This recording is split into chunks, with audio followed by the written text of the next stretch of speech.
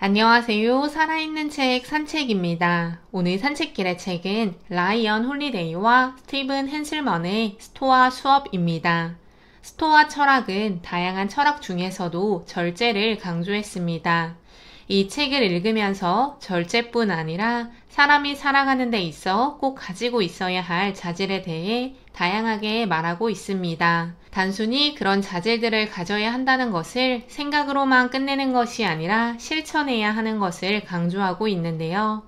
책의 마지막 문구인 우리는 지금 스토아 철학을 실천하고 있는가를 물어보는 것처럼 스토아 철학에서 강조하는 것들을 삶에 잘 녹여내고 행동으로 보여주는 것은 우리가 더 나은 삶을 살아가는 데 있어 꼭 필요하다고 보여집니다. 창시자 키티온의 제논부터 철인 황제 아우렐리우스까지 총 26명의 스토아 철학자들의 이야기를 저자는 하고 있습니다. 들어가면서 나오면서 모두 언급하듯 26명의 철학자들이 스토아 학파가 중요시하는 삶의 평온함, 삶의 목적 찾기, 절제로 인한 행복, 용기, 지혜, 정의 등을 다 실천하지는 못했다고 합니다. 좋지 못한 선례를 들어주며 그 안에서도 우리가 배워야 한다는 것을 이야기합니다. 물론 부족한 점이 있던 스토아 철학자들이지만 자신들이 지지했던 스토아 철학을 몸소 실천하려는 모습은 우리가 살아가는 이 시대에도 효력이 있고 삶을 더욱 지혜롭게 만들 수 있다라는 것을 먼저 보여줬다고 생각합니다. 에고라는 적에서 라이언 홀리데이는 에고인 자아는 존중해야 하지만 자만심은 안 된다고 합니다. 스토아 철학이 절제를 강조했다는 점에서 같은 맥락을 보여준다고 생각하는데요. 라이언 홀리데이는 우리 시대를 대표하는 사상가이자 미디어 전략가라고 합니다. 베스트셀러 작가이며 고대 사상을 현대인의 삶에 실용적으로 적용하는 방법을 연구하고 있다고 합니다. 그는 실리콘밸리의 철학 멘토라고 불린다고 하며 또 다른 저자 스티븐 헨슬먼은 하퍼콜린스 출판 그룹의 편집자, 마케터, 발행인 등으로 일하고 있으며 문학 에이전트로 일하는 등 30년 이상 출판 업계에 몸담았다고 합니다. 하버드 대학원에서 철학 석사 학위를 받았다고도 합니다. 스토아 학파의 시작부터 마르쿠스, 아우렐리우스까지 26명의 스토아 철학자들의 이야기를 직접 읽고 싶으면 책을 읽어보는 것을 추천드립니다. 저는 각 철학자들이 강조하고 그들이 몸소 보여줬던 우리가 배워야 할 스토아 철학에서 강조하는 것들을 위주로 소개하도록 하겠습니다. 스토아 학파는 소크라테스에게 영감을 받았으며 키티온의 제논에 의해 창시되었습니다. 제논은 배움을 가로막는 가장 큰 장애물이 자만심이라고 여겼다고 합니다. 그는 삶의 목표가 자연과 조화를 이루고 덕을 추구하며 사는 것이고 자연은 우리를 덕으로 이끈다고 이야기했습니다. 제논은 용기, 절제, 정의, 지혜라는 4가지 덕목을 강조했다고 하는데요. 이 덕목은 후대 아리우스가 정리를 했습니다. 해야 하는 일과 해서는 안 되는 일을 분별하는 능력이자 적절한 행위가 무엇인지를 판단하는 지혜, 헛된 욕망을 다스리고 유혹으로부터 내 마음을 지키는 절제, 인간 모두에게 주어진 의무에 관한 공공선을 추구한다고 보여지는 정의, 고통과 위협, 불확실성을 이겨내는 의지이자 현실을 직시하는 용기라고 아리우스는 정리를 했습니다. 용기, 절제, 정의, 지혜는 스토아 학파 2대 양수였던 클레안테스 역시 이야기했는데요.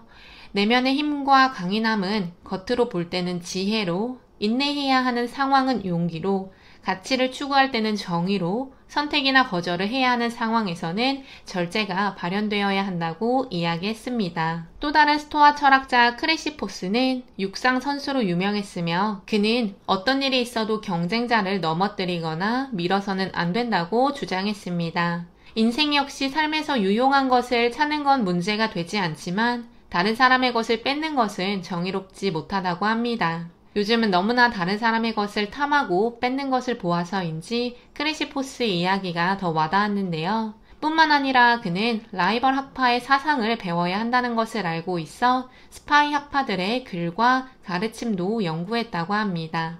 이를 스틸 매닝이라고 하는데요. 상대의 주장을 힘없는 허수아비로 가정해 공격하는 것이 아니라 반대로 상대 주장의 가장 강력하고 합리적인 부분을 받아들인 뒤 토론을 하는 것을 이야기한다고 합니다. 스토아 철학이 아테네에서 탄생했으나 꽃을 피우고 철학계를 주무르기 시작한 것은 로마 시대에 접어들면서라고 합니다. 파나이티오스는 끊임없이 철학 이론을 배우고 현실에 쉴 새 없이 적용해야 한다는 스토아 학파의 방식을 그대로 따른 철학자였는데요. 그의 저서 중 가장 중요한 작품은 적절한 행동이란 무엇인가 라는 책이라고 합니다. 그는 윤리적으로 살고 관습에 맞는 적절한 행동을 해야 한다고 주장했다고 하는데, 개개인은 독특한 프로소폰을 가지고 있으며 프로소폰은 그리스어로 성격 또는 역할을 뜻한다고 합니다. 따라서 명예, 용기, 헌신으로 채우고 겸손하고 감명을 주어야 하는 프로소폰으로 우리는 살아야 한다고 이야기했습니다. 그는 또한 연결자라는 명칭으로도 불리는데, 책을 탐구해서 이해하기 어려운 가르침을 현실로 연결해 누구나 실생활에서 적용할 수 있게 했기 때문이라고 합니다. 나는 누구인가, 인생을 어떻게 살아가야 하는 등을 질문하고 책에서 찾은 내용을 실천으로 옮기는데 그 누구보다 노력했다고 합니다. 스토아 철학에서 말하는 최고는 승부에서 이기는 것이 아니라 최고의 탁월함인 덕을 추구하는 것이라고 합니다. 외부의 성취가 아닌 자신이 통제할 수 있는 분야에서 탁월함을 보이는 것이며, 최고는 결과가 아닌 생각, 행동, 선택, 책임에서 나온다고 합니다. 자신과의 싸움에서 승리하는 것이 포시도니오스가 생각한 최고의 삶이라고 이야기했는데요. 포시도니오스는 아리스토텔레스 이후 최고의 천재라고 불렸다고 합니다. 그는 철학을 구성하는 부분은 서로 분리되지 않는다고 했으며, 철학은 오히려 인간의 몸과 비슷하다고 했는데요. 물리학은 피와 살이고 논리학은 뼈와 힘줄이며 윤리학은 영혼이라고 이야기했습니다. 스토아 학파 철학자라고 생각하기 쉬운 키케로는 스토아 철학이 현대까지 올 수 있는데 큰 공헌을 한 것은 맞지만 스토아 철학을 따르면서 살지는 않았다고 합니다. 야망과 돈을 쫓으면 안 되는 것도 아니고 관직에 오르면 안 된다고 이야기를 하는 스토아 학파는 아니었지만, 그럼에도 불구하고 키케로는 출세를 위해 철학을 공부했다는 것 자체가 역설을 보여줬다고 합니다. 키케로는 철학에 관한 글을 썼고, 그런 글들이 후대에는 많은 영향을 주었지만 스스로는 스토아 철학자처럼은 살지 못했다고 합니다. 세네카 역시 키케로와 비슷하면서도 다른 양상의 스토아 철학자였습니다. 폭군 네로의 스승으로 더 알려진 세네카는 키케로와 같이 글을 스토아 철학을 칭송하고 호소력 있고 공감가게 썼지만 행동은 그렇게 하지 못했다고 합니다. 아마 가장 막대한 부를 가진 스토아 철학자였다고 이야기하는데요. 물론 부를 누리지 말아야 하는 것은 아니었지만 세네카는 고리대금업으로 모은 것이기에 후대 학자들에게 비판받아 마땅하다고 합니다. 그는 유년기에 절제를 강조하는 삶을 살았다고 하는데요. 매일 좋은 가르침을 얻어 더 나은 사람이 되는 것이 세네카의 스승인 아탈루스에게 배운 것이라고 합니다. 세네카는 잠자리에 들기 전 일기를 쓰는 습관을 들였고, 자신의 말과 행동이 도덕적인지 매일 살피는 태도를 배웠다고 합니다.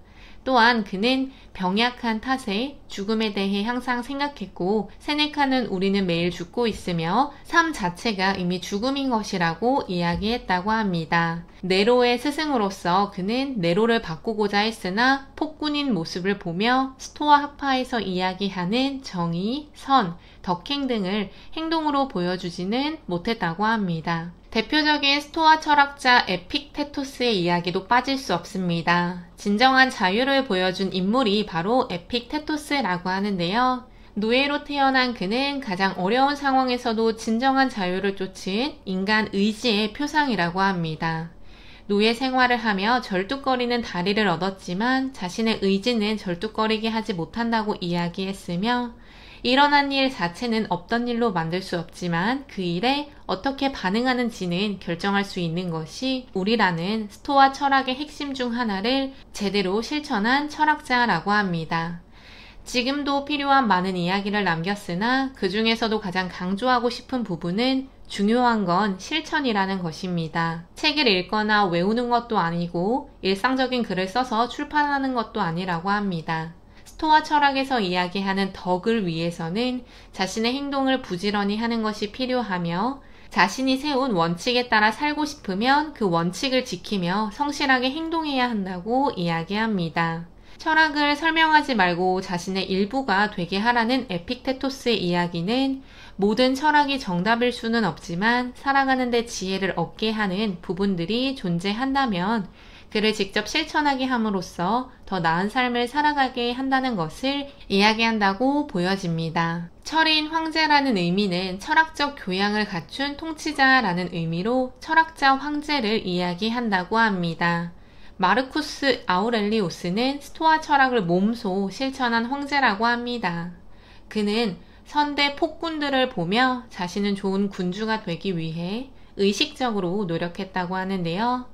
악의와 위선, 권력자들의 무자비함을 인식하고 그렇지 않겠다는 생각을 했다고 합니다. 유명한 아우렐리우스의 명상록은 자신에게 쓴 일기라고 합니다. 타인을 위해 봉사하겠다는 다짐이 명상록의 핵심이라고 하는데요. 공동선을 위해 봉사할 의무가 있다는 창시자 제논이 주장한 아래 수세기 동안 걸쳐온 것을 명상록에서도 강조하고 있다고 합니다. 실천하지 않는 철학은 그 어떤 좋은 이야기도 무용지물이라고 합니다. 당연한 것일 텐데요. 끈기도 인내도 정의도 지혜도 절제도 용기도 그림의 떡이 되지 않으려면 내가 내 몸으로 실천해야 합니다. 환경이 받쳐주지 않는다는 이야기는 스토아 철학에 통하지 않는 것처럼 자신을 통제할 수 있는 것은 자기밖에 없고 자신을 통제하기 시작함으로써 주위에 선한 영향력을 보여줄 수 있다고 생각합니다. 스토아 철학자도 모두가 자신들이 추구해야 하는 철학 이론을 행동으로 옮기지는 못했지만 실천하려고 노력한 철학자들의 모습처럼 우리도 그런 노력을 본받아 행동으로 옮겨야 하는 것이 이 시대를 살아가는데 꼭 필요합니다. 철학을 너무 어려운 이론으로만 생각하는 것이 아니라 우리의 삶에 녹여낼 수 있는 행동으로 보여주는 것은 중요합니다. 오늘 산책길의 책은 스토아 수업이었습니다. 감사합니다.